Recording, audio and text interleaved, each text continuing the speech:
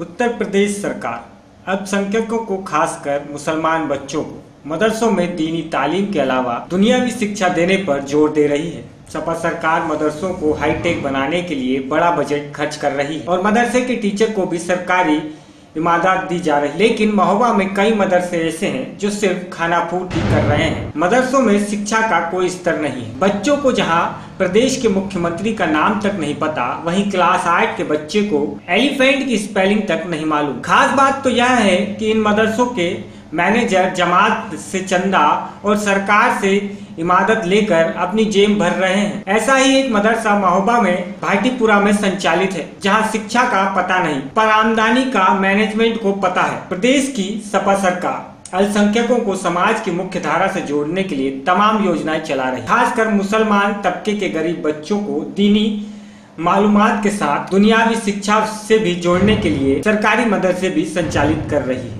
इन मदरसों के जरिए सरकार उर्दू अरबी के अलावा हिंदी अंग्रेजी जैसे विषयों को पढ़ाने पर भी जोर दे रही है। इसके लिए सरकार मदरसों में पढ़ाने वाले अध्यापकों को मानदेय भी देती है, मगर ये मदरसे सिर्फ जेब भरने का जरिया बनी हुई हैं और शिक्षा के नाम पर सिर्फ मिड डे मील का खाना चल रहा है। महोबा के मोहल्ला भाटीपुरा में संचालित मदरसा दारुल उलूम सदिया निवास अपनी ऐसी ही कारगुजारिशों के लिए चर्चा में बना हुआ है। 1995 में इस मदरसे की नींव रखी गई थी और आवाम से चंदा कर मदरसे का संचालन शुरू हुआ था। कुछ वर्ष पूर्व इस मदरसे को सरकार ने इसलिए एडॉप्ट कर सरकारी मदद देने शुरू की ताकि गरीब मुसलमान बच्चे दीनी और दुनियावादी शिक्षा ले सके, मगर इस मदरसे में ऐसा कतई नजर नहीं आया। मदरसे के जरिए मदरसा संचालक सिर्फ अपनी जेब भरने में लगे हैं ताकि बच्चों का शिक्षा का स्तर शून्य हो। मदरसे में 182 बच्चे शिक्षा ग्रहण कर रहे हैं। इन बच्चों को 13 टीचर पढ़ा रहे हैं। इन टीचरों को सरकार मानदेय भी देती है। यहाँ तो मदरसों के बच्चे को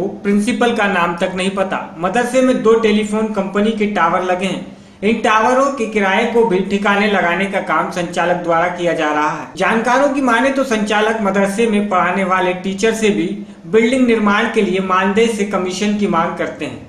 खैर, जब हमारी टीम ने बच्चों के शैक्षिक स्तर को परखा तो हाईटेक मदरसे की पोल खुल गई। बड़ी भारी बिल्डिंग में संचालित इस मदरसे में पढ़ने वाले बच्चों का शिक्षा का स्तर शून्य देखने को मिला। क्लास 5 में पढ़ने वाले बच्चे सलमान को अपने विषय तक का ज्ञान नहीं, यही नहीं उसे प्रदेश के मुख्यमंत्री तक की कोई जानकारी नहीं। खास बात तो यह है कि मदरसे के प्रिंसिपल तक का नाम ये बच्चा नहीं बता पाया।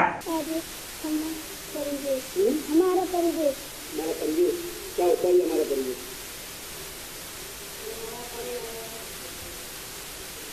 क्या होता है? हमारा परिवेश क्या होता है?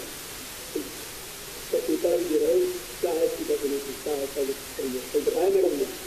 तो प्रिंसिपल साहब ने बताया? किसने बताया? मुख्यमंत्री का नाम जानते हो प्रदेश में? क्या नाम है?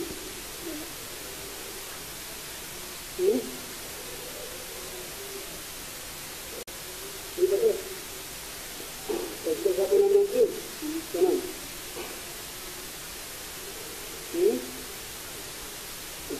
ऐसे ही हालात 5वीं जमात में पढ़ने वाली तमन्ना का था। वो भी अपना विषय नहीं बता पाई। तमन्ना को एलिफेंट की स्पेलिंग तक नहीं आती। तमन्ना क्या है? आज कौन सा पेपर है? हमारा परिवेश। कौन सी क्लास में पढ़ते हो? 5। हमारा परिवेश क्या होता है? हमारा व्याकरण। हमारा परिवेश। स्कूल का नाम क्या है आपकी? दारुल उलूम समतिया निस्बा शेखू नगर भाटीपुरा। और खाना वाना मिलता है? जी। अच्छा, एलिफेंट की स्पेलिंग आती है? सुनाओ। ELEPELE। मदरसे का यह हाल है और मैनेजमेंट मुन्नू अंसारी और प्रिंसिपल का कहना है कि सरकार हमें मानदेय दे रही है, मगर अभी तक बच्चों को किताबें नहीं मिली हैं, इसलिए अभी बच्चे कमजोर हैं। मगर मदरसा संचालक मुन्ना अंसारी का कहना है कि बच्चों को 13 टीचर पढ़ा रहे हैं और बच्चों को दुनियावादी शिक्षा दी जा रही है। उनसे जब पूछा गया, आप जनता से मदरसे के नाम पर चंदा लेते हैं और सरकार से मदरसा इसके अतिरिक्त टीचरों से भी मानदेय में कमीशन की मांग करते हैं। इस सवाल पर उनका कहना था, कोई देना चाहता है तो दे, हम मांगते नहीं हैं।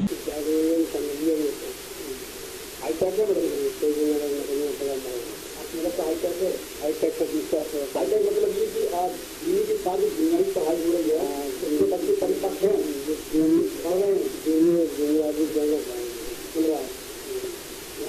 कितने टीचरों के द्वारा काम किया जा रहा है, कितने संख्या में बच्चे आपके यहाँ बच्चीस का संख्या क्या माना संख्या है जो है 182 हो गया, 182 बच्चे की 13 टीचर काम कर रहे हैं। इसमें दीनी पढ़ाई कराने वाले कितने हैं और जो बुनियादी पढ़ाई करा रहे हैं उनकी संख्या कितनी अलग अलग अलग चार तो है मौजूद ऐसे वाले और बाकी ये है 8 है जो लोग सरकारी की बड़ी नीति है काफी मदद से अच्छा हो क्या सरकार की तरफ बिगड़ा हुआ पर्याप्त हो रहा है? पर्याप्त है। अब तो कम पड़ता है हम अपने हिसाब से लगा देते हैं, यदि कम पड़ता है तो अपने हिसाब से लगाते हैं। क्या तो आज भी वो दौर चल रहा है चंदे का आवाम चंदा करने के चल रहा है? हाँ चल रहा है चंदा। इसके अलावा जो सरकार के चंदा करती है अगर बीच में जो मदरसा शुरू होने वाला था बहुत चर्चा पहली बहुत शुरुआत शिकायतें आप मदरसा की इग्नोर करते थे। ये क्या चाहिए कि उनके जो अध्यापक या टीचर हैं उनको यहाँ मुकम्मल तौर पर नौकरी देने की पहले उनको क्या कीजिए गए अभी आपकी देने में देरी है। अच्छा है, अल्लाह क्या उसके लिए जो आवाम की चंदा और सरकार का चंदा तनख्वाह सरकार आपको तनख्वाह दे रही है, आप आवाम की चंदा कर रहे हैं, आप अपने मैनेजमेंट की अपनी व्यवस्था कर रहे हैं। अब अभी जो आपकी बिल्डिंग रहेगी तो क्या उसके लिए दिया जाता है कि भैया हमें वेट कर दिया अल्लाह का काम है या बच्चे पढ़ रहे हैं तो देना चाहे तो दे देना, देना चाहे तो कोई बात नहीं। यानी किसी को कोई चीज नहीं है कि आपको आपको ये होना है अल्लाह का। अरे यहाँ बच्चे पढ़ते हैं बिल्डिंग का भी काम है, बिल्डिंग करने वाली महिलाएं पर्याप्त संख्या में पर्याप्त है। वो एक कंपनी आती है हम से लगा देते हैं वो पहुँचती हो जाती है मतलब कंपनी नहीं लेकिन आप 3 है जो भी है एक भी हाँ इसलिए महोबा से इसराइल कुरैशी की रिपोर्ट। बुंदेलखंड के महोबा जनपद में पीएम मोदी के ऐतिहासिक परिवर्तन रैली की तैयारियां अब शुरू हो चुकी हैं। आजादी के बाद से इतिहास में पहली बार कोई पीएम महोबा की धरती पर अपना संबोधन करेगा। इस रैली की तैयारियों में किसी प्रकार की कोई कमी न रहने पाए, इस पर वरिष्ठ भाजपाई नजर रखे हुए हैं। इस रैली में तकरीबन 3 लाख लोगों की भीड़ जुटने का अंदेशा है। यूपी और मध्य प्रदेश में बसे बड़ी तादाद में बुंदेली इस रैली में मोदी को सुनने आ सकते हैं। पुलिस लाइन के पास गोरखनाथ की तपोस्थली के मैदान पर इस रैली की तैयारियां तेज गति से चल रही है। 8 लाख वर्ग फीट का ये पूरा मैदान है। ये मैदान पीएम की ऐतिहासिक रैली का गवाह बनेगा। मैदान में स्टेज के अलावा बैरिकेडिंग और जनता के बैठने की व्यवस्था भी की जा रही है। सुरक्षा के मद्देनजर जिला प्रशासन ने एसपीजी के साथ बैठक का एक मसौदा तैयार कर लिया है। आज तैयारियों का जायजा लेने के लिए प्रदेश बीजेपी के अध्यक्ष केशव प्रसाद मौर्य और प्रदेश प्रभारी ओम माथुर महोबा पहुंचे। दोनों ही बड़े नेताओं ने रैली स्थल का निरीक्षण किया और कार्यकर्ताओं के साथ समीक्षा बैठक भी की। इस दौरान पत्रकारों से वार्ता करते हुए केशव प्रसाद ने कहा कि इस रैली को सफल बनाने के लिए मैं 2 दिनों से बुंदेलखंड के दौरे पर हूं। ये रैली ऐतिहासिक और सफल होगी।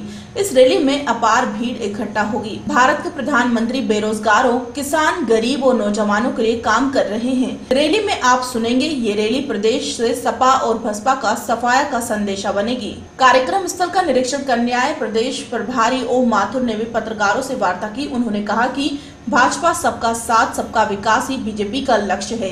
रीता भावगड़ा द्वारा बीजेपी में शामिल होने पर उन्होंने कहा कि हमें सबका साथ और सबका विकास चाहिए। हमारी विचारधारा से जो भी प्रभावित होकर आएगा उसे हम शामिल करेंगे। अभी तो इंतजार करिए, सबका सफाया होने जा रहा है। सपा, बसपा और कांग्रेस का भी सफाया होने वाला है। बुंदेलखंड को सबके बराबर में लाने के लिए मोदी आ रहे हैं। ये रैली 2017 का आगाज है जो बुंदेलखंड से होने जा रहा है। देखिए, मैं कल से बुंदेलखंड के क्षेत्र में घूमा हूँ। जबरदस्त माननीय प्रधानमंत्री जी के आगमन को लेकर के उत्साह है। पार्टी के स्तर पर सारी तैयारियां पूरी की गई हैं और बाकी समीक्षा भी हम लोग बैठक में करने जा रहे हैं। लेकिन मुझे पूरा विश्वास है कि मुझे जानकारी यह भी मिली है कि आज़ादी के बाद माननीय नरेंद्र मोदी जी ऐसे प्रधानमंत्री हैं जो पहली बार महोबा की धरती पर आ रहे हैं।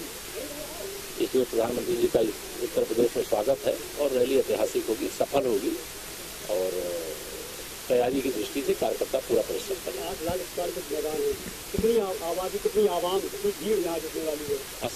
असंख्य भीड़। अच्छा, कोई ऐसी घोषणा या ऐसा कोई चीज है कोई अभी सामने आया है कि अचानक का माफी कर दें? आप माननीय प्रधानमंत्री जी के आगमन की प्रतीक्षा करिए। अचानक किसान परेशान है, लगातार बातें हुई। किसान के लिए, गरीब के लिए, नौजवान के लिए, महिलाओं के लिए, गाँव के लिए भारत के माननीय प्रधानमंत्री जी लगातार प्रयास कर रहे हैं और वह उनकी दृष्टि में है कि उनको क्या करना है, इसलिए मुझे बोलने की आवश्यकता नहीं, आप सुनने की प्रतीक्षा करिए। बुंदेलखंड से चुनावी आगाज माना जाए बीजेपी का, सपा बसपा मुक्त उत्तर प्रदेश का संदेश माना जाए। उत्तर प्रदेश महोबा से इसराइल कुरैशी की रिपोर्ट।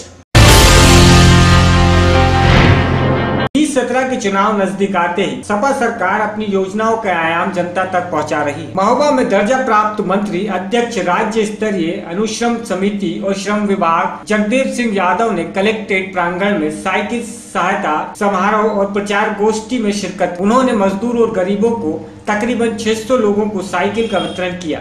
ये कार्यक्रम श्रम विभाग द्वारा आयोजित था। इस दौरान दर्जा प्राप्त मंत्री ने केंद्र की बीजेपी सरकार पर जमकर तंज कसा। उन्होंने कहा कि बीजेपी सरकार सिर्फ वादे कर मुकर जाती है और चुनाव में उसे राम मंदिर याद आ जाता है। भाजपा में शामिल हो रहे बाहरी नेता भाजपा के पतन का कारण बनेंगे। रीता बहुगुण जोशी को लेकर जगदेव यादव ने कहा कि ये चुनाव में गया राम आया राम लग रहा है। केशव प्रसाद मौर्य पर दर्ज है कई आपराधिक मुकदमे। ऐसे लोगों को बीजेपी अपने दामन से जोड़ रही है, जबकि सपा का चेहरा साफ है। वहीं पूर्व की बीएसपी सरकार में 21 मंत्री भी दागी थे। ये चुनावी का समय है और जब चुनाव आता है तो आया राम गया राम होता ही है। लोकतांत्रिक व्यवस्था है और भारतीय जनता के पार्टी के पास कोई चेहरा नहीं है। उधार लेकर के दुकानें नहीं चलती, फेल हो जाती हैं। देखिए, हमारी पार्टी एकजुट है। 17 का इलेक्शन करीब आ रहा है, बीजेपी द्वारा फिर राम मंदिर का मुद्दा उछाला जा रहा है। और जब भी चुनाव आता है, चाहे पार्लियामेंट के चुनाव हो या असेंबली चुनाव हो, बीजेपी को राम मंदिर याद आता है। बनाते कभी नहीं। पहले कहते थे, आपको याद होगा कि हम जब 2/3 बहुमत में आएंगे केंद्र में, कानून बना के मंदिर बना देंगे। अब तो 2/3 बहुमत भी है, सब कुछ कानून बना क्यों नहीं मंदिर बनाते हैं? मंदिर के विरोध में कोई पार्टी नहीं है, लेकिन वास्तव में उनको मंदिर बनाया नहीं। विनय कटियार ने अभी 2 दिन पहले कहा था कि भारतीय जनता पार्टी, विनय कटियार तो वहाँ से MP रहे हैं, बजरंग दल के हेड रहे हैं, उन्होंने खुद कहा है बीजेपी मंदिर नहीं बनाएगी। ये सब चुनावी वादे हैं, चुनावी स्टैंड जो करते हैं। मोदी ने कितने वादे किए थे, पूरा कायाकल्प हो जाएगा हिंदुस्तान का, क्या हुआ? वादा किया था 15 लाख रुपए हर एक खाते में आ जाएगा, 15 रुपए भी नहीं आया। महंगाई बढ़ गई, रेल का किराया बढ़ा गया, एक भी नौजवान को रोजगार नहीं मिला। वादा किया था किसानों के लिए, हमारी सरकार ने 700 करोड़ बांटा। कहीं मौर्य जी आ रहे हैं, बाहर के लोगों को जो ले आ रहे हैं, इनके लिए कलह कांड बनेगा और बीजेपी का पतन कांड बनेगा। जो पार्टी कार्यकर्ता शुरू लगे हुए हैं, आप जब टिकट उनको नहीं दोगे, नए लोग दोगे, क्या विद्रोह होगा? विद्रोह होने के बाद पार्टी खुद बिखर जाएगी। और 100 चेहरे हैं, एक भी चेहरा इनके पास नहीं है। अपराधी इनके यहाँ सबसे ज्यादा है। स्वामी वो मौर्य जो है, केशव प्रसाद मौर्य, उनके बाद कितने मुकदमे हैं? 1 दर्जन से ज्यादा मुकदमे। ऐसे लोगों को खुला रहे हैं और जब भी ये अपराध की बात करते हैं, तमाम अपराधी इनके यहाँ है, जिसकी आप संज्ञा तहसीलदार सिंह को लड़ाया, कभी मुलायम सिंह के खिलाफ। तो समाजवादी पार्टी का चेहरा साफ है, ऐसा मुख्यमंत्री का चेहरा है। यहाँ तक उत्तर प्रदेश में कोई मुकाबला नहीं है, वो सब घबरा गए हैं। चाहे बीजेपी के लोग हो, चाहे कांग्रेस हो, चाहे बसपा तो आप देखिए, आप यहाँ बुंदेलखंड बैठे हुए 21 मंत्री घोटाले में जेल गए। बाबू सिंह कुशवाहा के बगल का है और उन्होंने कोई भी कहा, और मायावती हमेशा रोती रही। महोबा से इसराइल कुरैशी की रिपोर्ट। रिश्तों को कलंकित कर देने वाली एक दास्तान बलिया से आई है, जहां एक बहन ने अपने सगे भाई पर बलात्कार करने का आरोप लगाया है। शादीशुदा बहन का कहना है कि 13 साल की उम्र में ही उसका भाई उसका शारीरिक शोषण कर रहा है। पुलिस ने भाई के खिलाफ मामला दर्ज कर तफ्तीश शुरू कर दी है। दुनिया में सबसे पवित्र रिश्ता भाई बहन का होता है, जहां भाई जिंदगी भर अपनी बहन की सुरक्षा की जिम्मेदारी निभाता है। पर बलिया के सुखपुरा थाना में एक महिला ने अपने भाई पर ही बलात्कार करने का मुकदमा दर्ज कराया है। इस महिला के मुताबिक जब वो 14 साल की थी तब से उसके भाई ने उसके जिस्म के साथ खेलना शुरू कर दिया। बेशर्म भाई लगातार अपनी बहन को अपनी हवस का शिकार बनाता रहा। पीड़ित महिला के मुताबिक परिवार और समाज के डर से वो अपने भाई के कुकर्मों को सहती रही। बेशर्मी की इंतहा जब भाई ने पार कर दी तो उसने अपने माँ बाप से भी सारी बातें बताई, पर परिवार वालों ने उसकी बातों पर यकीन करने के बजाय उसकी पिटाई कर दी। पीड़ित महिला ने बताया कि उसके भाई ने शादी के बाद भी उसका बलात्कार किया और जब भी उसने विरोध किया तो भाई ने उसके पति को जान से मारने की धमकी दी। ऐसे में हिम्मत जुटाकर उसने अपने पति से भाई के कुकर्म का चिट्ठा खोल दिया। रिश्ते को तार तार कर देने वाली इस घटना से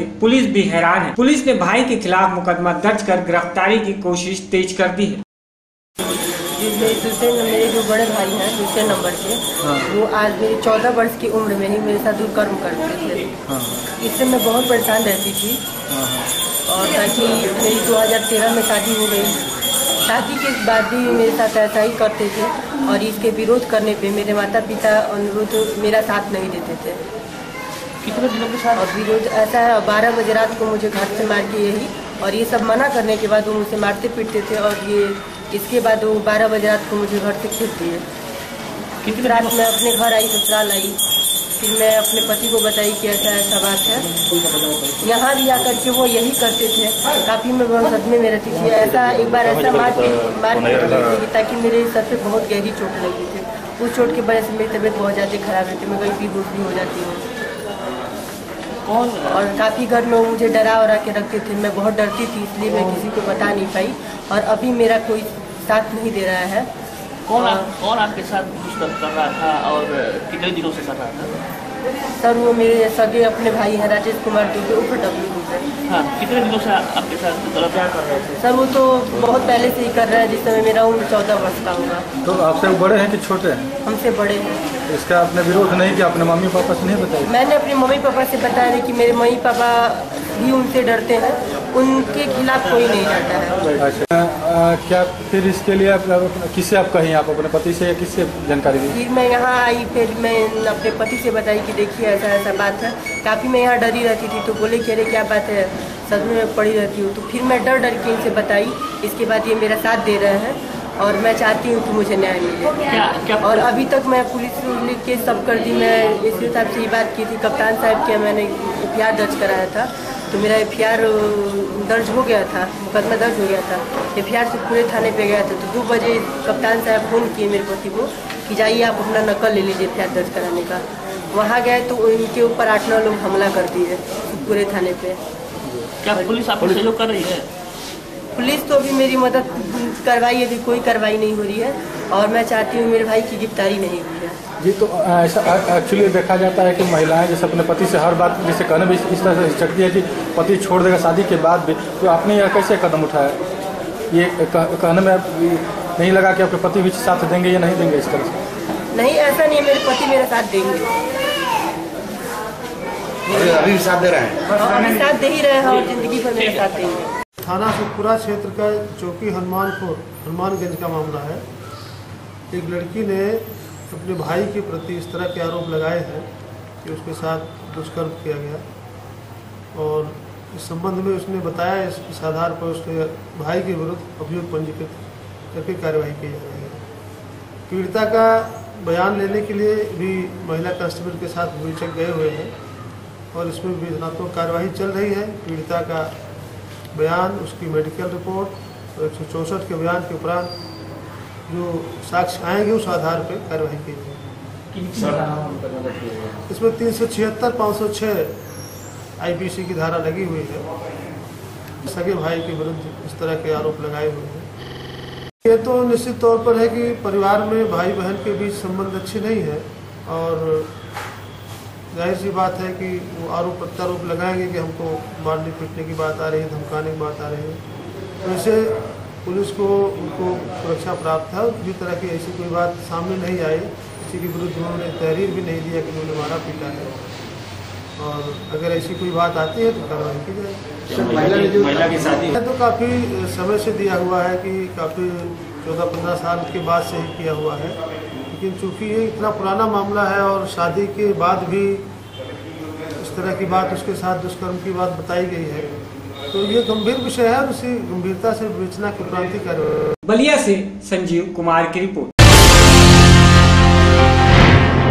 मऊ शहर के कोतवाली थाना क्षेत्र के भीटी चौराहे के पास प्रताप कटरा के आइस कैफे का मालिक राणा प्रताप सिंह को संदिग्ध परिस्थितियों में उसके ही पिस्टल से निकली गोली पैर में जा लगी, जिससे व्यक्ति की हालत गंभीर हो गई। आनन फानन में स्थानीय लोगों ने जिला अस्पताल में भर्ती कराया, जहां उनकी हालत गंभीर बनी हुई है।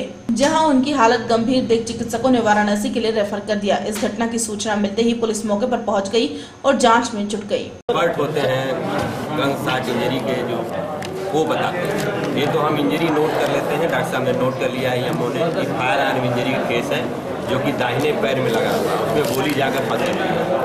ये कितना डैमेज की हुई है, कितने वेसल्स कटे हैं, कितनी बोन कटी हैं, ये तो एक्सरे और आगे के जांच से पता चलेगा।